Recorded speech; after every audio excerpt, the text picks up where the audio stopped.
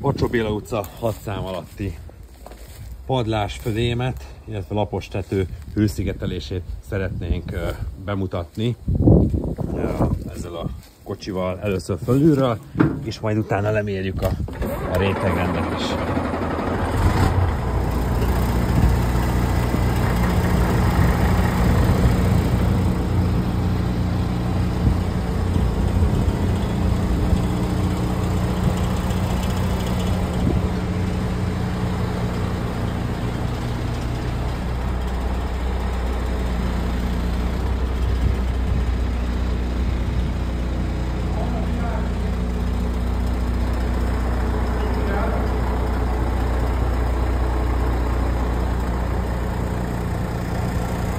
A oldalfal hőszigetelését is láthatjuk, illetve